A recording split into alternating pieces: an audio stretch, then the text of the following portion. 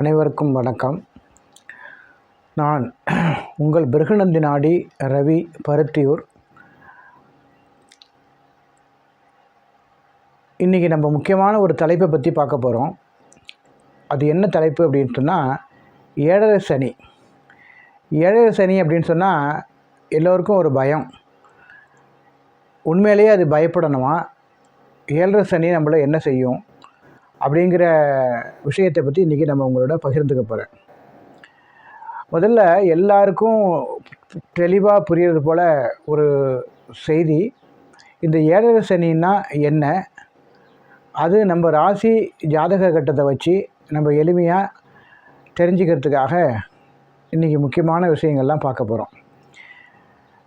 7.5 ஆண்டுகள் சனி இருக்கிறது ஏழரை சனி அப்படிங்கிறது உங்கள் எல்லாருக்கும் தெரியும்.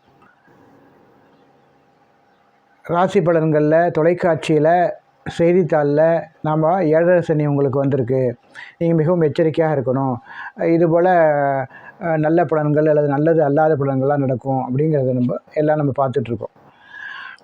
ஆனால் இப்போ அந்த விஷயங்களை பற்றி பலருக்கு மேலோட்டமாக தெரியும், சிலருக்கு ஓரளவு டீப்பாக தெரியும். நம்ம எல்லோருக்குமே புரிகிறது போல் ரொம்ப எளிமையாக சில விஷயங்களை உங்களோட பகிர்ந்துக்க போகிறேன். அது என்னென்னு கேட்டிங்கன்னா, ஏழரை சனி அப்படிங்கிறது என்னங்கிறத முதல்ல தெரிஞ்சுப்போம். உங்கள் ராசிக்கு முன்னாடி ராசியில் சனி பெயரும் பொழுது 2.5 ஆண்டுகளும், உங்கள் ராசிக்கு வரும்பொழுது உங்கள் ராசியிலே 2.5 ஆண்டுகளும், அதுக்கு அடுத்த ராசியில் 2.5 ஆண்டுகளும் தங்கியிருந்து பலன்களை அளிப்பதற்கு பெயர்தான் ஏழரை சனி. ஏழரை நாட்டு சனின்னு சொல்லுவாங்க. ஏழரை சனி அப்படிங்கிறது 7.5 ஆண்டுகள் சனி உங்கள் ராசியை தொடர்பில் வைத்திருப்பது ஏழரை சனி. இப்போது எளிமையாக பார்ப்போம். உதாரணத்துக்கு நீங்கள் மேஷ ராசின்னு வச்சுப்போமே. இந்த ராசி கட்டத்தில் பாருங்கள், மேஷ ராசியில் சந்திரன், சந்த் அப்படின்னு போட்டிருக்கல, அது சந்திரன். இப்போ மேஷ ராசியில் சந்திரன்னு போட்டிருக்கிறதுனால நீங்கள் மேஷ ராசி, இது தெளிவாக புரிஞ்சுங்க. இப்போ மேஷ ராசிக்கு முன்னாடி உள்ள ராசி மீன ராசி, இதுக்கு அடுத்த உள்ள ராசி ரிஷப ராசி. சனி பெயர்ச்சி நடக்கும் பொழுது சனி உங்கள் ராசியின் முன்பு உள்ள அல்லது முன்னாடி உள்ள ராசியான மீன ராசியில் 2.5 வருஷமும், அப்புறம் 2.5 வருஷம் கழித்து அடுத்த 2.5 வருஷம் உங்கள் ராசியில் 2.5 வருஷமும், அந்த 2.5 வருஷம் முடிஞ்சு அடுத்த 2.5 வருஷம் அடுத்த ராசிக்கு. இதுபோல் உங்கள் ராசிக்கு முன் அல்லது பின் உங்கள் ராசி, இந்த 3 ராசிகளிலும் சனி பயிற்சி நடக்கும் பொழுது சனி 7.5 ஆண்டுகள் மொத்தமாக இருந்து பலனை அளிப்பது ஏழரை சனியின் பெயர். ஏன் நம்ம ஏழரை சனியை பற்றி எல்லோரும் பயப்படுறோம் அப்படின்னா, நம்ம என்னை போல் பல ஜோதிடர்கள் பல நூல்கள் தெளிவாக சொன்னால் கூட மக்களுக்கு இன்னும் அந்த பயம் நீங்கவில்லை. சனீஸ்வரன் என்பது சனி பகவான் என்பவர் நீதியை நிலையாட்டுபவர், நேர்மையானவர். அவர் கெடுதலை செய்யக்கூடிய கிரகம் அல்ல, அல்லது சனி பகவான் கெடுதலை செய்யக்கூடியவர் அல்ல. நம்மை சோதனை செய்து நம்மை நியாயமாக நடக்க வைத்து கடுமையாக உழைக்க வைத்து அதன் பலன்களை அளிக்கக்கூடியவர், தாபனமாக நல்ல பலன்களை அளிக்கக்கூடியவர் சனி. அப்புறம் ஏன் சனியை பற்றி நம்ம எல்லோரும் பயப்படுறோம்? இது ஏன் தேவையில்லாத ஒன்றுன்னு நீங்கள் யோசிச்சுருக்கீங்களா என்றைக்காவது? இப்போ உங்களுக்கு ஏழரை சனிங்கிறத தெளிவாக எப்படி உங்களுடைய ஜாதகத்தை வச்சு நம்ம பார்த்து தெரிஞ்சுக்கிறோம் அப்படிங்கிறத ஒரு முழுமையாக தெரிஞ்சுக்கிட்டு இருப்பீங்க. அடுத்ததாக, உங்கள் ராசியிலிருந்து 4வது இடத்தில் சனி வந்தால், சனி பெயர்ச்சியின் போது உங்கள் ராசி இருக்கும் இடத்தை 1 அப்படின்னு வச்சுக்கிட்டிங்கன்னா, இந்த ராசி சார்ட்டில் பார்க்குறது போல் சனி 1, சந்திரன் மேஷராசி சந்திரன் 1 அப்படின்னு வச்சுக்கிட்டோம்னா, அதுலேருந்து அடுத்த கட்டம் 2, அடுத்த கட்டம் 3, அடுத்த கட்டம் 4 அப்படின்னு வச்சுக்கிட்டிங்கன்னா 1, 2, 3, 4 இந்த 4வது ராசியில் சனி பெயரும் பொழுது அல்லது சனி வரும் பொழுது உங்களுக்கு அர்த்தாஷ்டம சனி ஏற்படுகிறது. புரியுதுங்களா?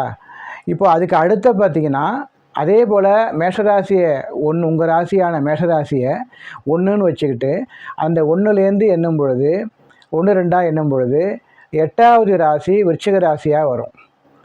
இந்த ராசி கட்டத்தை பார்த்தீங்கன்னா உங்களுக்கு போகிறோம் தெளிவாக தெரியுது பாருங்கள். 8வது ராசி விருச்சிக ராசி.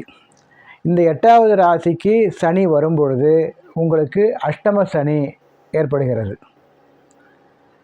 அடுத்ததாக ஒரு சனி கண்டக சனின்னு சொல்லுவாங்க. கண்டக சனி அப்படின்னா என்ன, உங்கள் ராசியை 1ன்னு வச்சுக்கிட்டு உங்கள் ராசியிலேருந்து 7வது ராசியில் சனி பயிற்சியாகி வரும்பொழுது கண்டக சனி அப்படின்னு அழைக்கப்படுறார். இப்போது 7ரை சனி, அடுத்தது கண்டக சனி, அடுத்தது அர்த்தாஷ்டம சனி, அடுத்தது அஷ்டம சனி. இந்த 4 வகையான சனி பகவான் அல்லது சனி நகரும் நிகழ்வை 4 விதமான பெயர்கள் அழைக்கிறோம் அப்படின்னு தெரிஞ்சுக்கிட்டோம். நீங்கள் கேள்விப்பட்டிருப்பீங்க, உங்களுக்கு அஷ்டம சனி நடக்குது, உங்களுக்கு அர்த்தாஷ்டம சனி நடக்குது அப்படின்னு கேள்விப்பட்டிருப்பீங்க. ஆனால் இந்த கண்டக சனிங்கிறத பெரும்பாலும் கலோக்கியலாக யாரும் நம்ம சொல்கிறதில்ல, நீங்கள் அதிகமாக கேள்விப்பட்டிருக்க வாய்ப்பு இல்லை. இந்த 4, 7, 8 அது மட்டும் இல்லாமல் உங்கள் ராசி 1, 12, 2 இந்த இடங்கள் உங்கள் ராசியிலேருந்து கணக்கு செய்யும் பொழுது உங்கள் ராசிக்கு 12, உங்கள் ராசி 1, உங்கள் ராசிக்கு அடுத்த ராசி 2, உங்கள் ராசிலேருந்து 4வது ராசி, உங்கள் ராசிலேருந்து 7வது ராசி, உங்கள் ராசிலேருந்து 8வது ராசி. இப்போது இத்தனை வகையான ராசிகளில் உங்கள் சனி பெறும் பொழுது, சனி இருக்கும் பொழுது, அந்த சனி இருக்கும் காலகட்டம் 2.5 வருஷம் நிச்சயமாக உங்களுக்கு நல்ல பலன்களையோ அல்லது நல்லது அல்லாத பலன்களையோ கொடுப்பார். இப்போ இந்த 7ரை சனி அப்படிங்கிறத நம்ம தெளிவாக ஓரளவு புரிஞ்சுக்கிட்டோன்னு நினைக்கிறேன். அது மட்டும் இல்லாமல் மற்ற சனி இருக்கக்கூடிய இடங்களை பொறுத்து அது எவ்வாறு அர்த்தாஷ்டம சனி என்று, கண்டக சனின்னு, அடுத்தது அஷ்டம சனி அப்படிங்கிறதெல்லாம் நம்ம எப்படி சொல்கிறாங்கன்னு புரிஞ்சுக்கிட்டோம்.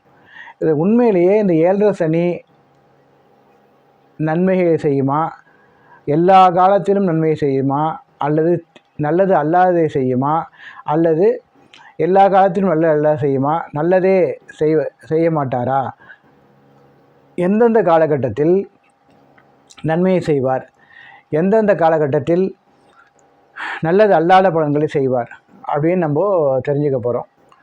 அது மட்டும் இல்லாமல் இந்த 7ரை சனி, அப்புறம் இந்த கண்டக சனி, அர்த்தாஷ்டம சனி, அஷ்டம சனியெல்லாம் வரும்பொழுது என்னென்ன பலன்களை உங்களுக்கு உங்கள் ராசிப்படி அல்லது உங்கள் லக்னத்துப்படி அளிப்பார் அப்படிங்கிற விஷயத்தையும் நம்ம பார்க்க போகிறோம் அடுத்தடுத்து வரக்கூடிய பதிவில்.